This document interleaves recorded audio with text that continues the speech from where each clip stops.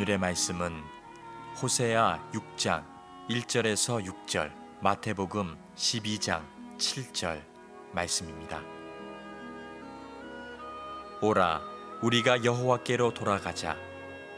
여호와께서 우리를 찢으셨으나 도로 낫게 하실 것이요 우리를 치셨으나 싸매어 주실 것입니다. 여호와께서 이틀 후에 우리를 살리시며 셋째 날에 우리를 일으키시리니 우리가 그의 앞에서 살리라. 그러므로 우리가 여호와를 알자. 힘써 여호와를 알자. 그의 나타나심은 새벽빛같이 어김없나니 비와 같이 땅을 적시는 늦은 비와 같이 우리에게 임하시리라 하니라.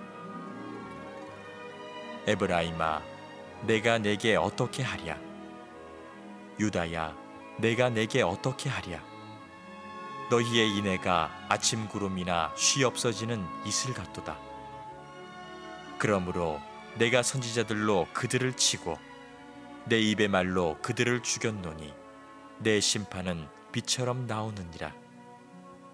나는 인애를 원하고 제사를 원하지 아니하며 번제보다 하나님을 아는 것을 원하노라.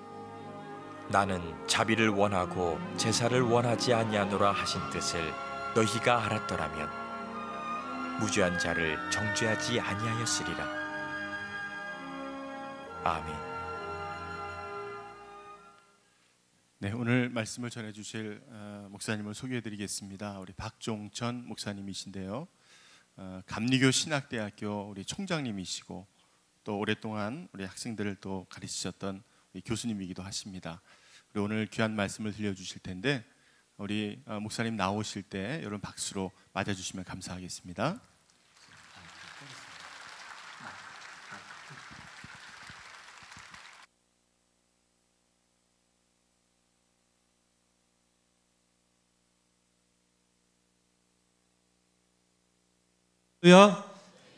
감사합니다. 오늘 이 아침에 주님을 예배하러 나오신 성도 여러분께 진심으로 예수님의 이름으로 환영을 하고 또 제가 이곳에서 귀한 말씀을 증거할 수 있도록 기회 주신 것에 대해서 감사를 드립니다. 지난 금요일은 우리 민족이 일제로부터 해방된 지 69주년이 되는 그런 날이었습니다. 일본 제국주의, 그것은 자기 나라만의 번영과 풍요를 위해서 다른 나라와 민족을 강제로 침략한 그러한 사상과 세력을 뜻하는 것입니다.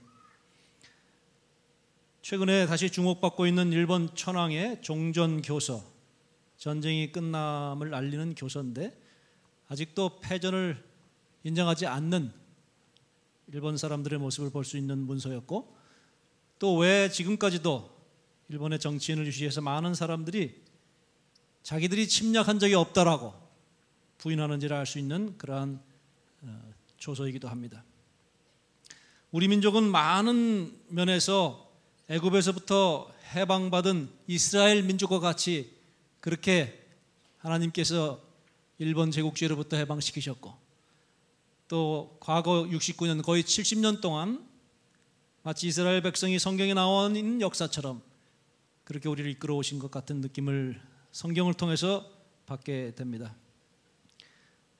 거의 70년 동안 경제성장과 민주화라는 눈부신 국가와 민족의 발전이 있었지만은 오늘날 많은 사람들이 이구동성으로 우리 사회는 또 다른 새로운 위기 가운데 들어가고 있다고 탄식하고 있습니다.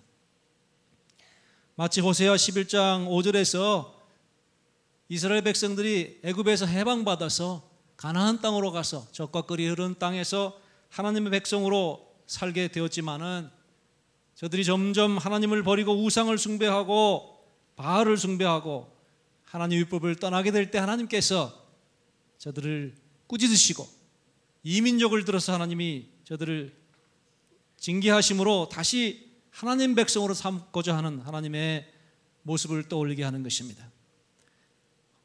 호세아 11장 5절에 보니까 그들은 애굽 땅으로 되돌아가지 못하겠거늘 내게 돌이키기를 싫어하니 아수르 사람이 그 임금이 될 것이라.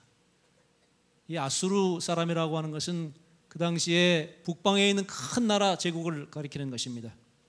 하나님께서 이스라엘 백성들이 다시 애굽 땅으로 돌아가는 것은 아니지만 애굽의 정신으로, 우상 숭배로, 하나님이 기뻐하시지 않는 불의한 삶으로 돌아가려고 하는 이스라엘 백성들을 하나님께서 탄식하시면서, 그렇게 되면 하나님이 또다시 징계를 할 수밖에 없다라고 하는 것을 말씀하고 계신 것입니다.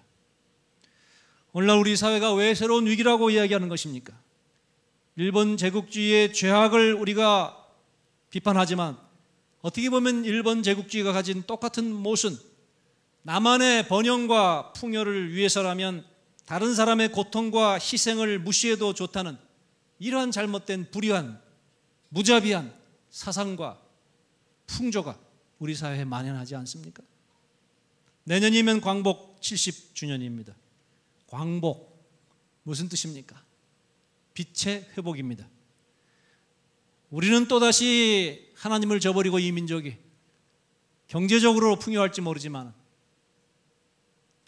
도덕적으로 영적으로 타락해서 어두움 속으로 빠져 들어가는 안타까운 현실을 바라보면서 진정한 빛의 회복이 복음의 능력으로 이루어질 수 있기를 기원합니다. 우리부터, 우리 성도님들부터, 대한민국부터 빛의 회복이 이루어져서 기도 회개 운동을 통해서 북한은 물론이고 우리 모든 인류가 하나님의 빛의 회복을 이룰 수 있기를 기원합니다. 우리 선조들은 나라와 민족이 위기에 처했을 때마다 풍전등화라는 사자성어를 써서 표현했습니다. 풍전, 바람 앞에 등화, 바람 앞에 등불과 같다. 얼마나 위태로운 상황입니까? 하나님께서는 풍전등화와 같은 위기 속에 있는 이스라엘 민족을 바라보면서 오늘도 하나님이 사랑하시는 이 민족을 바라보면서 한국교회를 바라보시면서 하나님께서 상한 강대를 꺾지 아니하시고 꺼져가는 등불을 끄지 않으시는 긍휼과 자비로 우리를 대하신다는 것을 기억하시기를 바랍니다. 오늘 본문 바로 앞에 있는 호세아 5장 13절에 보니까 여기서 에브라임은 이스라엘을 말하는 것입니다. 이스라엘이 자기의 병을 깨달으며 유다가 자기의 상처를 깨달았고 에브라임은 아수르로 가서 야렙 왕에게 사람을 보내었으나 그가 능히 너희를 고치지 못하겠고 너희 상처를 낫게 하지 못하리라는 말씀이 있습니다.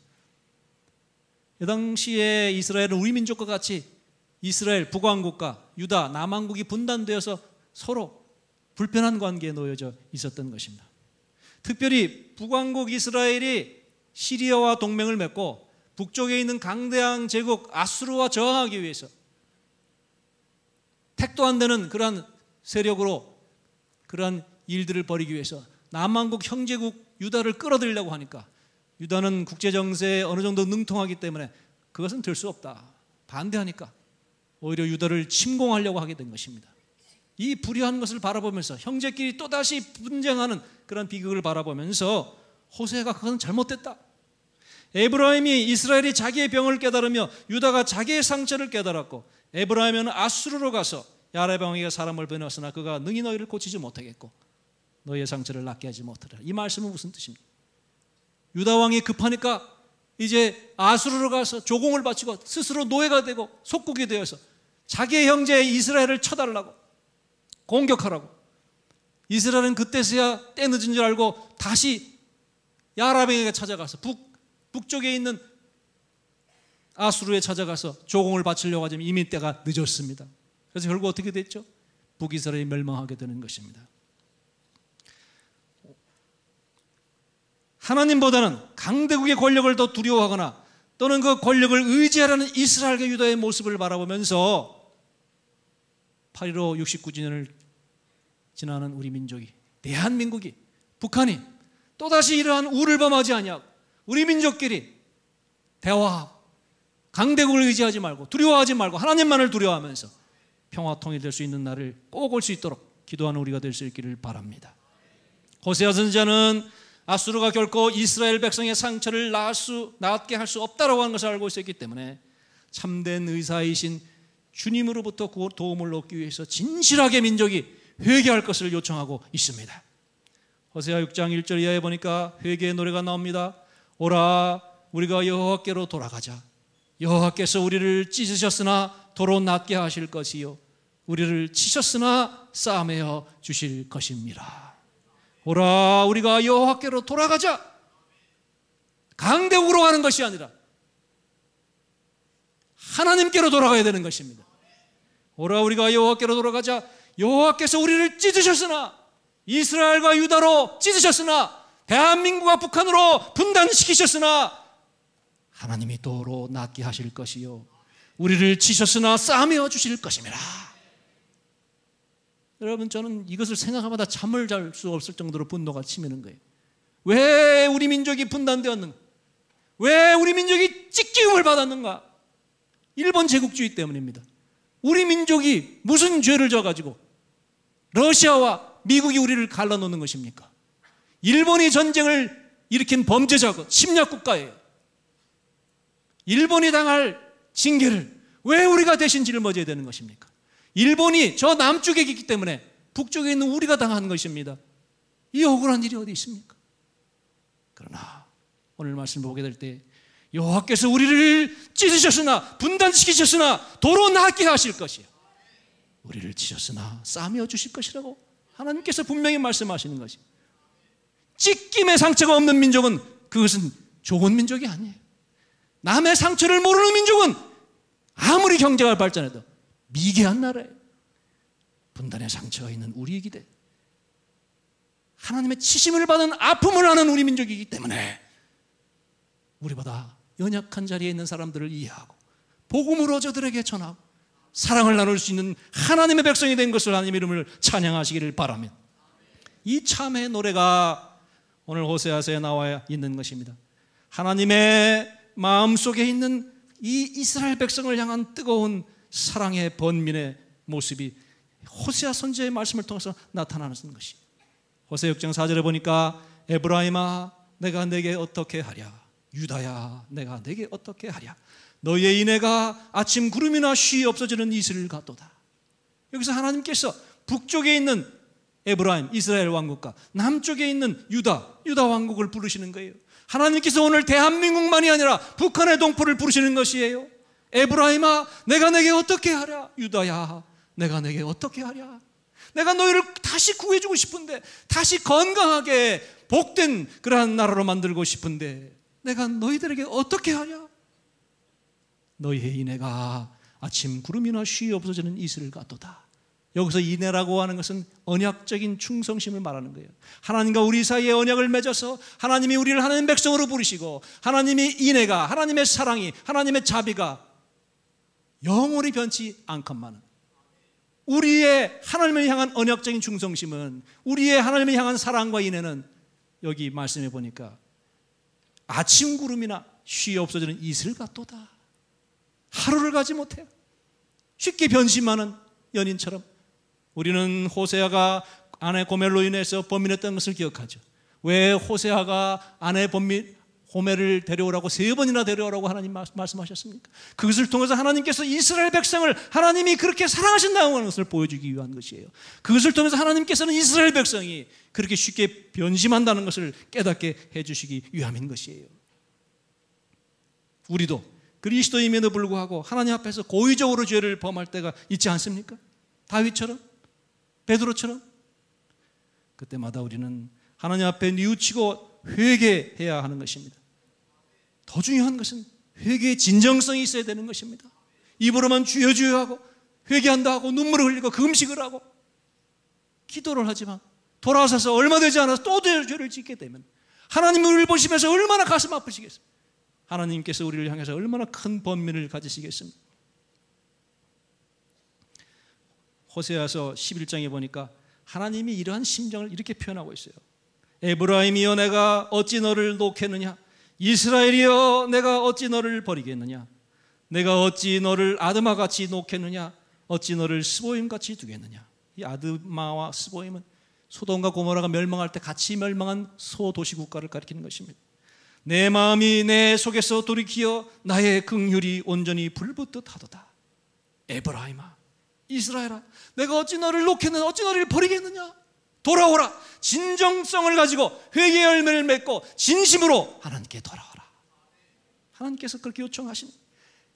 그러나 호세아의 아내 고멜처럼 우리는 하나님을 또 버리고 도망가. 그때 하나님께서 내 마음이, 하나님 마음이, 내 마음이 내 속에서 돌이키어. 그래서 돌이킨다는 말은 마음이 획하닥한다는 말이에요. 하나님 마음이 괴롭다는 얘기예요. 뒤집어진다는 얘기예요. 내 마음이 내 속에서 돌이키어 뒤집어져서 나의 긍휼이, 나의 사랑이, 내가 너를 향한 그 자비가 불붙듯이 불타올라서 하나님 가슴이 시커멓게 타버렸단 말이에요. 그것이 하나님의 십자가의 사랑인 줄로 믿습니다.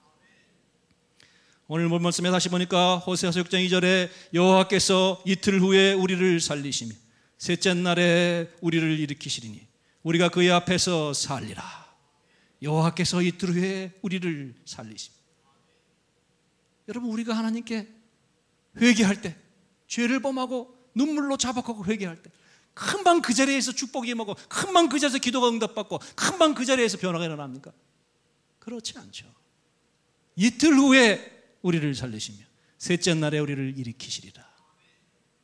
우리 예수님이 십자가에 달려서 죽으셔서 십자가상에서 나의 하나님 어찌하여 나를 버리시나이까? 우리를 대속하시고 희생양으로 돌아가시면서 그렇게 기도하셨을 때에 하나님께서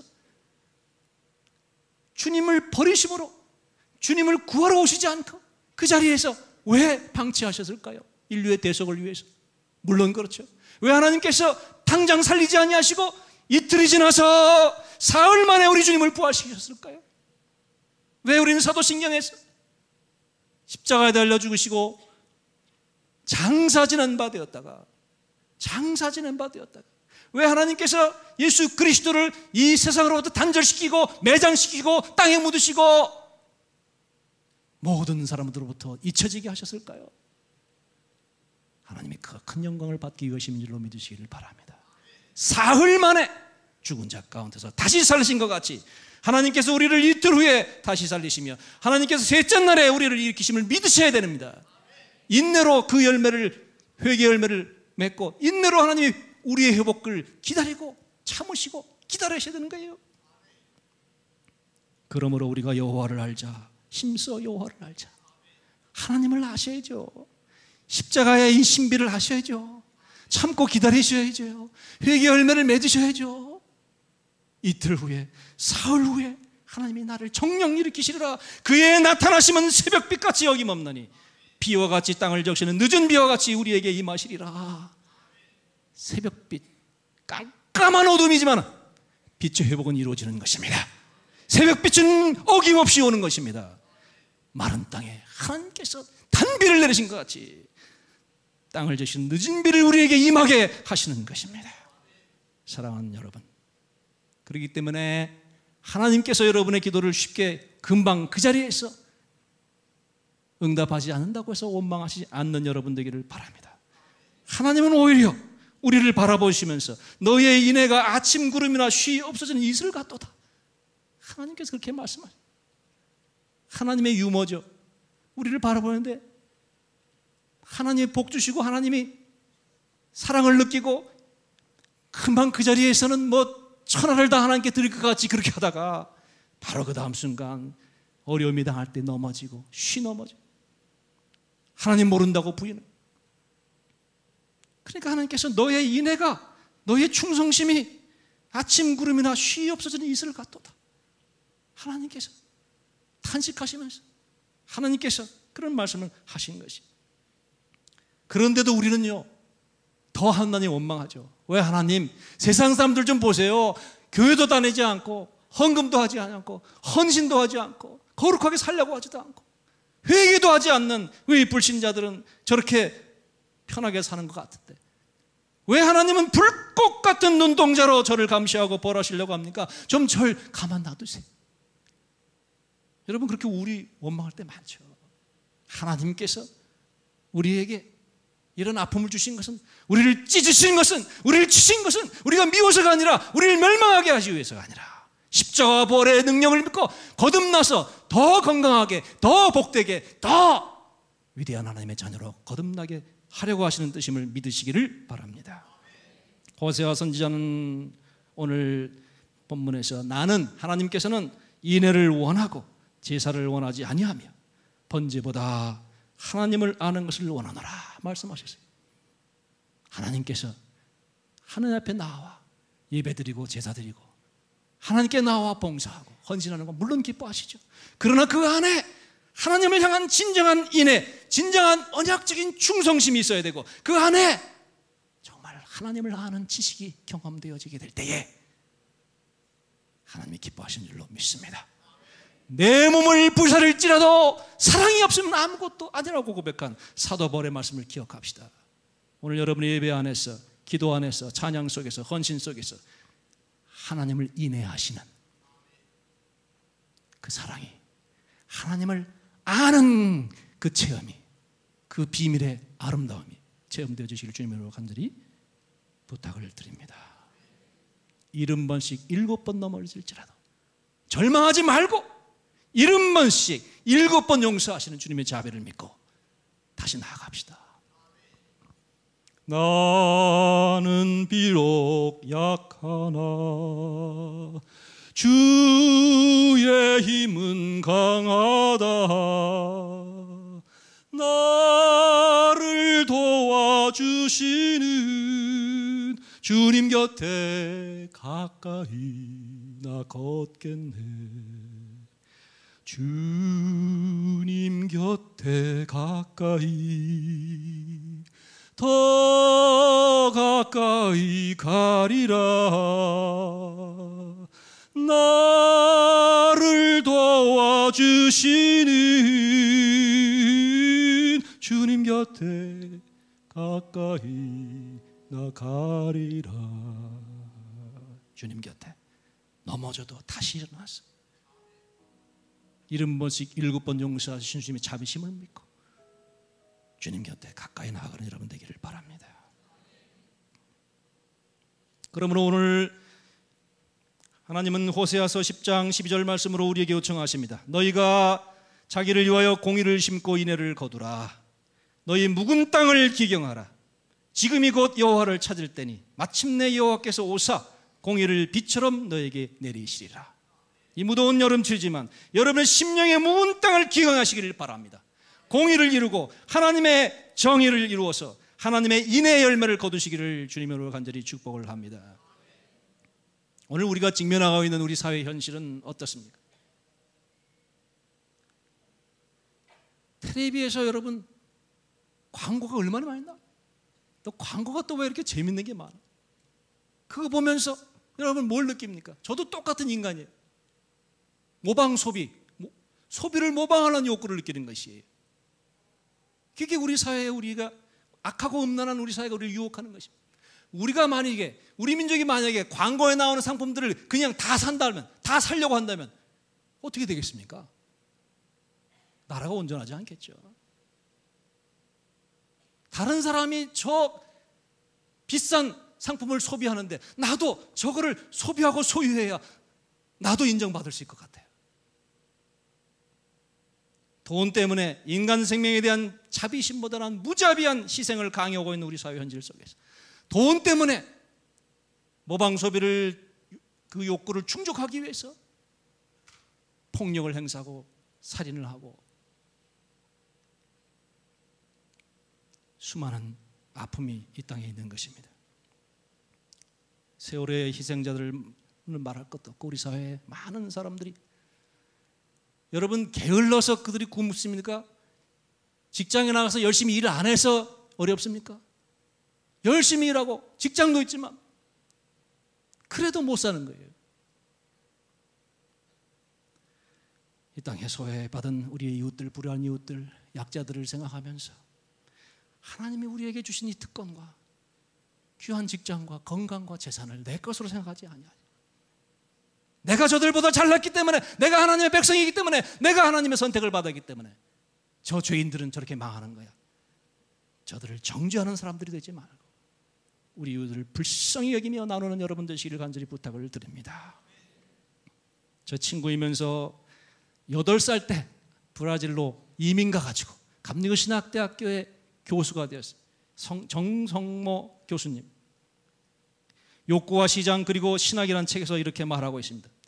이 물질 만능주의의 우상은 인간 생명의 희생을 요구하는 신이다. 그는 가난한 자들을 용서하지도 않고 그들의 외침에 관심을 기울이지도 않는다. 반면에 하나님은 그 외침을 들으시고 자비를 은사로 제공하시며 희생을 요구하시지도 않는 분이다. 여러분, 하나님께서는요, 예수 그리스도의 십자가의 희생 그 이외에 다른 희생은 요구하시지 않는 분이에요. 예수님은요, 십자가에서 이 사회와 이 역사와 온 우주의 모든 희생을 치르신 단 한 번의 희생으로 승리하신 분인 줄 믿으시기를 바랍니다. 경제학자들 중에서 그런 얘기를 하는 사람들이 있어요. 사회적 약자들은 필연적인 희생이다. 이 경제체제를 유지하기 위해서 비는 사회적인 비용일 뿐이다. 신학적으로, 성경적으로는 틀린 말이에요. 어느 누구도 희생되어서는 안 되는 것입니다. 오직 예수님께서 십자가에서 달리심으로 모든 희생을 다 치르셨단 말이에요. 예수님의 그 희생을 바라보면서 우리는 하나님의 자비심을 느끼고 이 사회가 불의 가운데 빠지지 않도록 하나님의 정의를 외치고 사회 약자들을 보듬어야 될 줄로 믿습니다.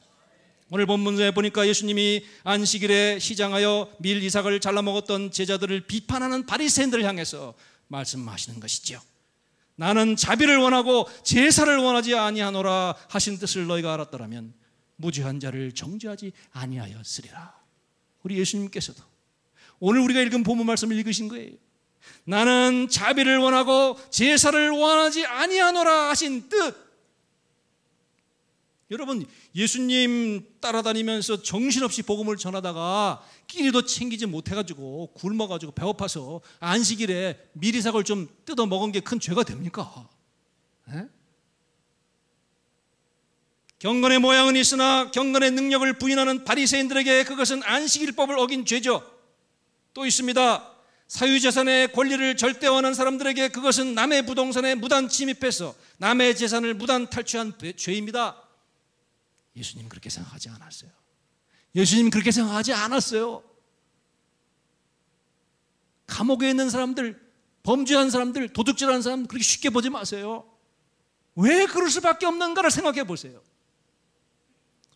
배가 고파서 빵 훔쳐먹은 죄로 여러 해 동안 형무소에 갇혔던 장발장의 얘기를 기억하십니까?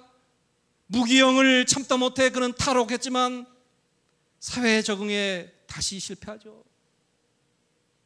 장발장은 그만 어이없게도 교회 주임 신부의 방에 들어가서 값비싼 은 그릇을 훔치다가 현장에서 붙잡히고 말아요.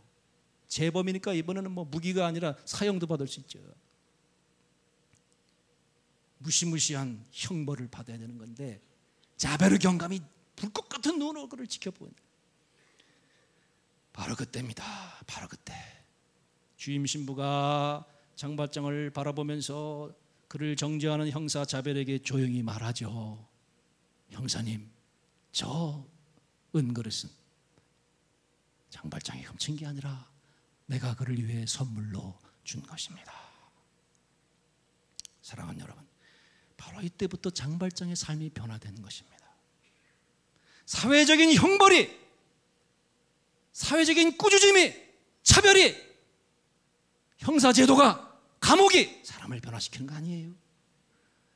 자비가, 사랑이, 용서가, 복음이, 그리스도인들이, 여러분들이 사회를 변화시킬 수 있는 것이에요. 한 교대 교부의 말씀이 생각이 납니다. 자신의 재산을 가난한 이들과 나누어 갖지 않는 것은 그들의 것을 훔치는 것이며 그들의 생명을 빼앗는 것입니다. 우리가 가진 재물은 우리의 것이 아니라 가난한 이들을 위해 나누라고 주신 것입니다. 믿으시면 하십시오. 아멘 소리가 잦네요. 믿으시면 하십시오. 하나님이 우리에게 주신 사유재산은 없습니다. 하나님의 선물이에요. 하나님의 나라를 위해서라고 주신 사유재산적인 사회 속에 있는 공유재산이에요. 내 재산만이 그게 아니라 내 생명도, 내 에너지도, 내 능력도, 내 탤런트도, 나의 모든 삶이 예수 그리스도의 대속의 십자가의 생명을, 영원한 생명을 통해서 주신 선물이기 때문에 다 나누어야 될 줄로 믿습니다. 삶의 의미를 되찾아주는 사랑을 우리가 예수님한테 받았는데 어떻게 이 사랑을 다른 사람들과 나누지 않을 수 있겠습니까? 값없이 무상으로 나눠야 될 줄로 믿습니다. 전도하면서 돈 받는 거 아니잖아요. 무상으로 전도하듯이 우리의 물질을, 우리의 사랑을 불우한 이웃들과 그들을 정죄하는 것이 아니라 보듬고 용서하며 자비심으로 다가가. 나도 그 사람들의 처지라면 저런 범죄인이 되고 저런 불우한 상태에 빠지고 저런 중독자가 될 수밖에 없는데 하나님께서 예수 그리스도의 희생의 십자가로 나를 살리셨으니 나는 하나님의 사랑을 나누는 사람이 되리라. 결단한 여러분 되기를 간절히 부탁을 드립니다. 우리가 존경하는 사도 바울도 희생이 아니라 자비를 원하시는 하나님의 은혜를 무상으로 받고 죄인 중에 괴수였다고 고백하면서 감격하면서 로마에 있는 성도들에게 이렇게 문안 편지를 쓰지 않습니까? 그러므로 형제들아, 내가 하나님의 모든 자비하심으로 너희를 권하노니 너희 몸을 하나님이 기뻐하시는 거룩한 산제물로 희생으로 드리라. 이것이 너희가 드릴 영적 예배니라.